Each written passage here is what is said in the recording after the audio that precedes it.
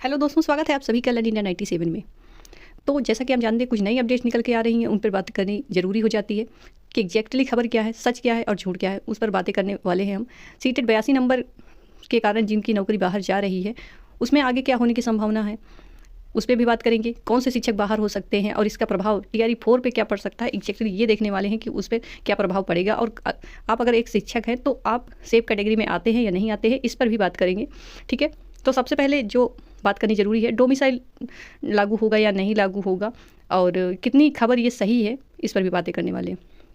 तो सबसे पहले मुझे लगता है सबसे ज़्यादा ज़रूरी यहाँ पर तो ये सारी चीज़ें ज़रूरी हैं। सबसे पहले बात की जानी चाहिए सीटेट 82 नंबर पर। ठीक है, इसके कारण बहुत सारे ज़िलों से बहुत सारे लोग निकल के आए हैं जिनकी काउंसलिंग नहीं हुई।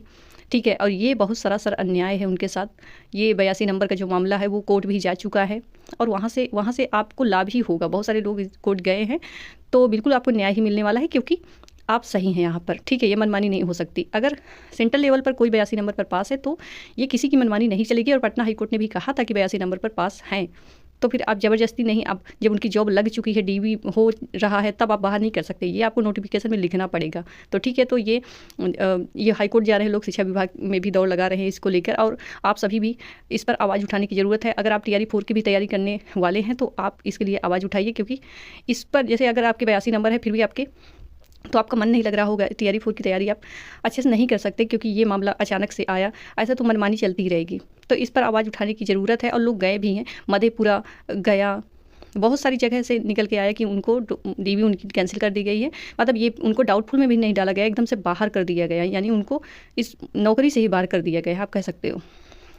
उसके बाद डोमिसाइल की खबर जो आ रही है, तो डोमिसाइल पे ना, डोमिसाइल पर कई बार मांगे उठी भी हैं, और ये मांग इसलिए भी उठ रही है क्योंकि बिहार सरकार मतलब ये भर्ती में सभी को मतलब दे रही है, पूरे भारत को मौका दे रही, सारे छात्र आएँ यहाँ पर, उन्हें योग्य टीचर की आवश्यकता है।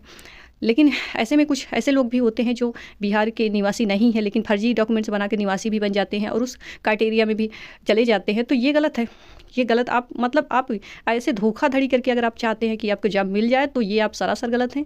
और आपकी नौकरी किसी तरह लग भी गई ना तो एक दिन देख लीजिएगा वो चली जाएगी। तो आप सेफ रहें, आप सही रहें, सही रास्ते से नौकरी पाएँ, यही अच्छा होगा। ऐसे धोखाधड़ी से तो बिल्कुल भी नहीं। तो इसकी जाँच की मांग की जा रही है कि मतलब कि ये जांच पहले भी हो जानी थी। ये जांच कौन से शिक्षक बाहर होंगे, इस पे अगर मैं बात करूं तो ये जांच की जा रही है उनके बारे में, मतलब उनके निवास, उनकी आय, उनके आधार, हर डॉक्यूमेंट चेक किया जा रहा है, रीचेक किया जा रहा है।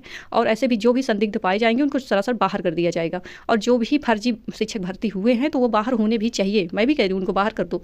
क्यों ऐसे धोखाधड़ी करते हो आप लोग, है ना। तो जो लोग भी ये फर्जी निवास बना लेते हैं, फर्जी कुछ भी कागजात बनाकर ऐसे भर्ती में बैठ जाते हैं, और जो योग्य टीचर हैं वो नहीं जाकर मिल पाते, तो ऐसे परेशानी बढ़ जाएगी। ठीक है, ये किसी के लिए भी अच्छा नहीं है, ना आपके लिए, ना बच्चों के भविष्य के लिए, ना देश के लिए, किसी के लिए भी अच्छा नहीं है। तो इससे भी बहुत सारे बाहर होंगे। तो वैकेंसी जो है TRE 4 की अगर मैं बात करूं, ये बहुत ज़्यादा आने वाली है। इसके लिए आप निश्चिंत रहें, आप अपनी जोरों से तैयारी करते रहें।